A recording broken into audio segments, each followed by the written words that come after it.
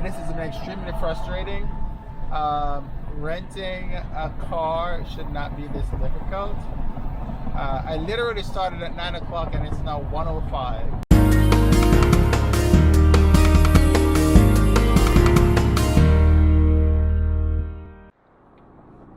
Hello everyone, this is Kerwin and I am in another EV.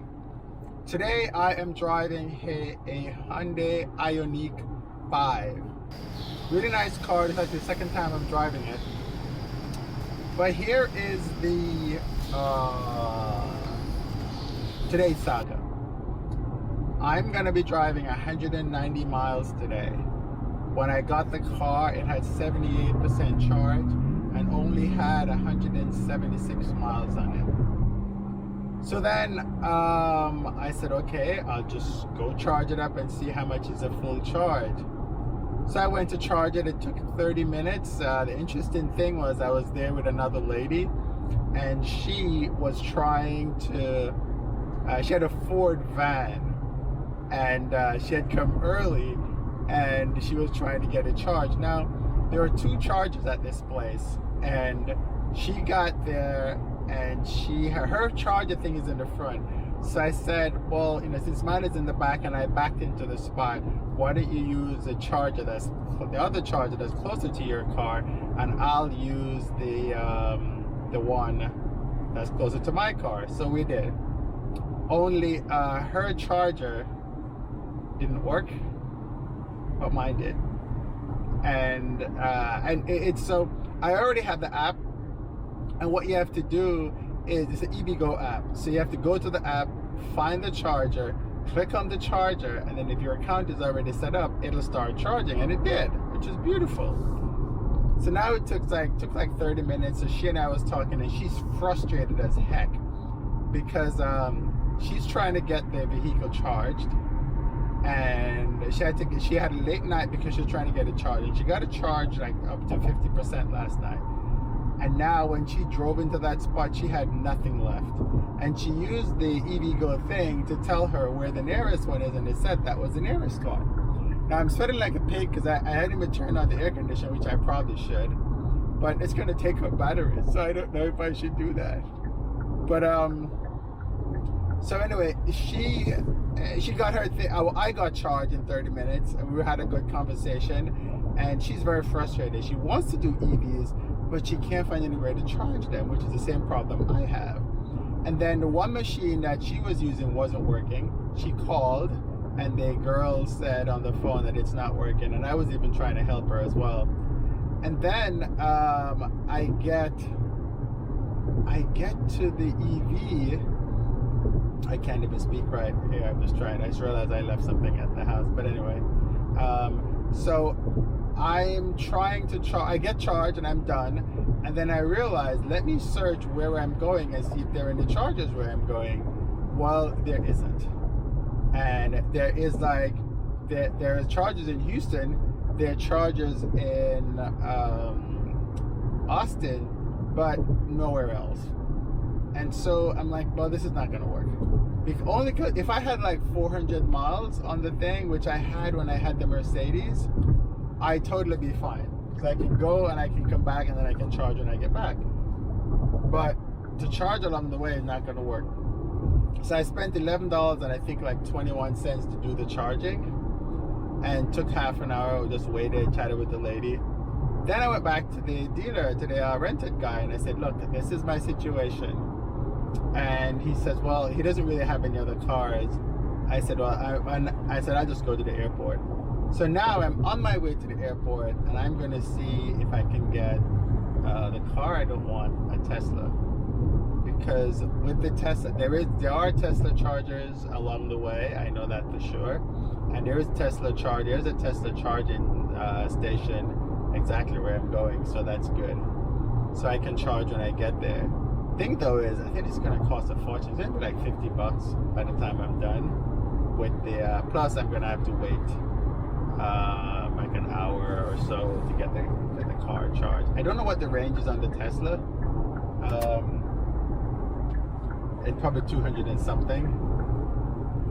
Yeah. So if I can get a full charge going, then I think I should be okay. But I don't know. So I'm on the way to the airport. I am now at 95% charge. I can drive 216 miles. But that's not going to be enough.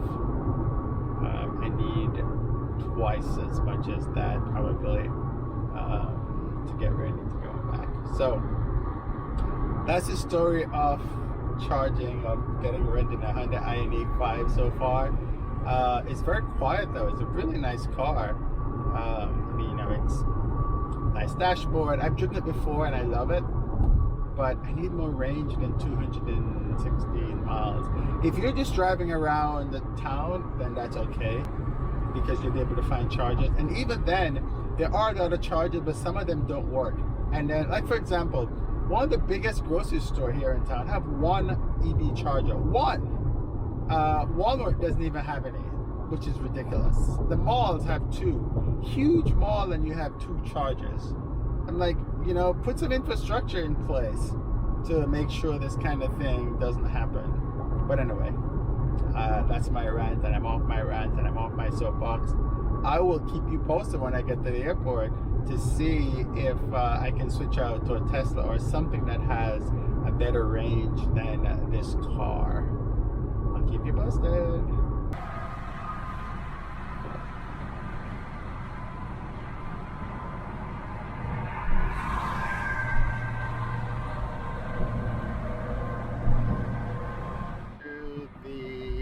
Airport. I'm at the airport, just getting to the car place, and I have 90%, 204 mile range, and I have 90% charge left.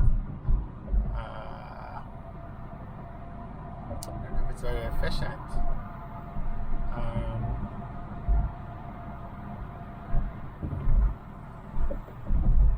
I think it said I average 3.9 miles per kilowatt hour. I'm not sure if that's good or bad, but I'm at 90% charge, 204 miles. So since I got the car at 100%, I've used 10%, and I only drove to the airport, which is about 30 miles. So I'm using at a rate of 10%. 10% per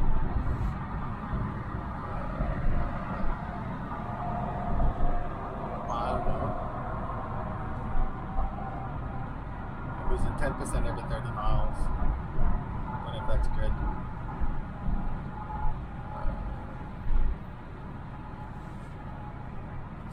So definitely, if you're just driving around town, this car will work. But if you're gonna go on a long distance journey, as I'm about to, it won't really work well.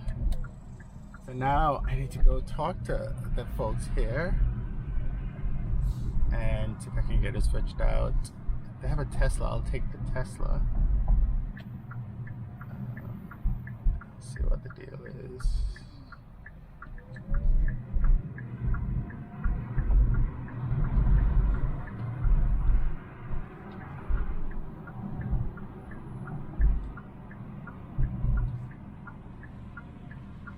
Beautiful car, but won't work for today's activity.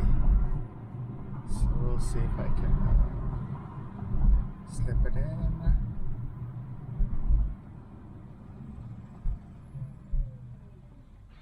And this was rented from Avis.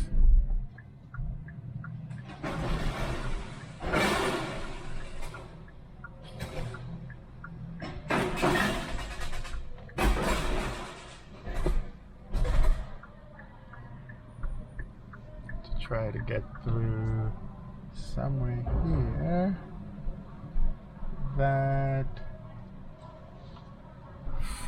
Okay, so I now have a new car. It's the Mercedes 450 Plus EQS. The range on this one is a lot more than the other car. I think it's maybe, I don't know. I'm at 75% and I'm at 300. So I think the range is 400.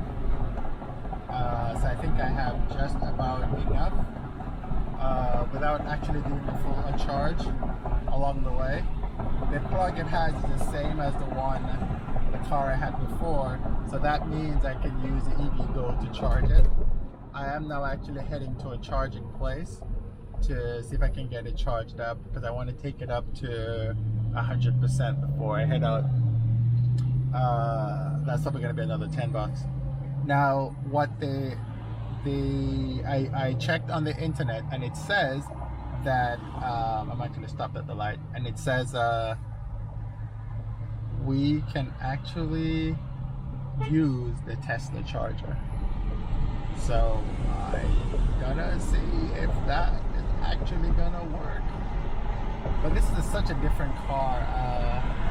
The heads-up display is not on. I need to turn it on when I go stop at half an hour. The only bad thing about this car is that it uses the USB to USB, USB-C to USB-C charger, and I didn't bring that cable, and I only have 65% charge there. The good thing is that it has its own navigation system, so I don't have to use my phone to do the navigation.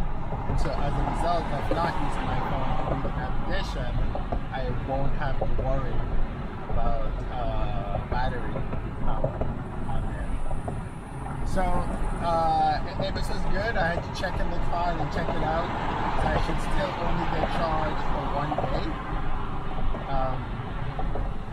And we should be good. We should be good to go. But I've driven this car before and I actually like it. And so I suggested this one, and she was good. She went for a book. She was going to look up the range of the cars. She would give me a car that has the right range. So that's really good service, right? When you think about it. But then I looked online and saw that it says what, 350? Which, if I can get a charge when I get there, I'll be good. Otherwise, it's going to be. So I think I should be coming up on the charging station, so I'm going to go take a look at that, and we'll catch up later. Okay, so take 3. I am calling it on this one. So I went to get this car charged. I wanted to get it charged to 100%. It won't go more than 80%. Every time it gets to 80, it stops. But I wanted to go to 100 because 80% is only 300 miles. I need that extra 100 miles. Because this car does not take, it can't be charged at a Tesla station. Not until the 2025 is when it's going to be able to be charged at Tesla stations. And I did check out some Teslas when I went, but the Teslas there, they don't have them fully charged. So because they're not fully charged, I'm gonna have to charge it along the way, and at this point I don't have time, because I'm gonna have to sit for an hour and wait for it to charge, and I just don't have the luxury of that, because I've used all the time trying to get this car together. So this is a Mercedes 450 plus EQS, and it only goes 80%. It kept cutting out. It also has a safety feature that allows you to unplug it, and I couldn't figure out the button to press, so now I have a blister as a result. This has just been a trying time, and all I'm trying to do is just use an EV. So I've given up on the EV for today, and I'm just gonna have to do the gas car, get where I'm going.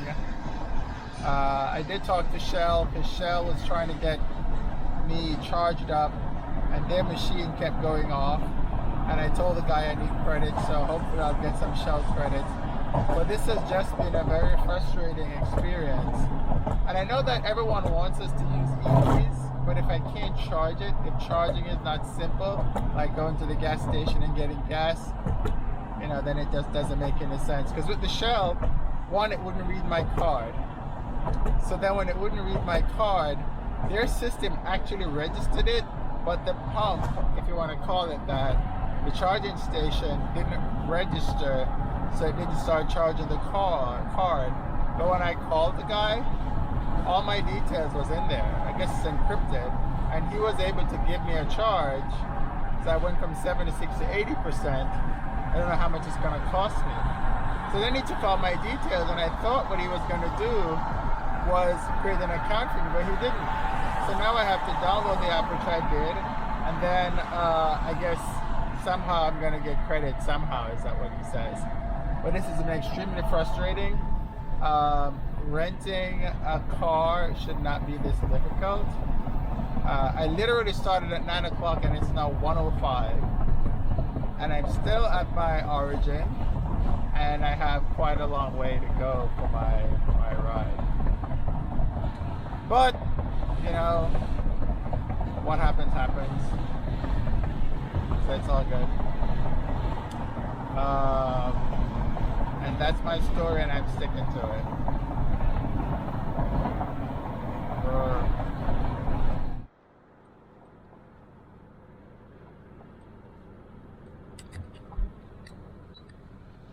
So I'm back here again, returning a second car.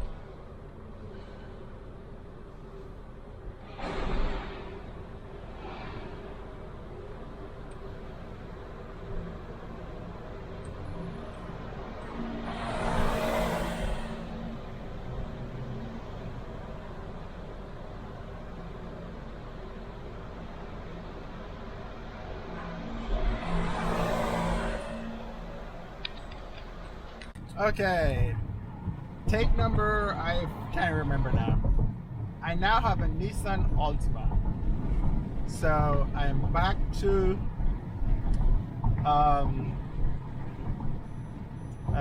gas car.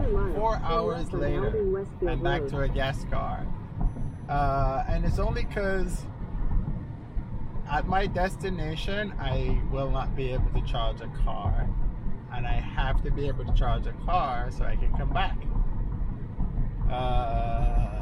So 2 charges, 2 cars later, nothing.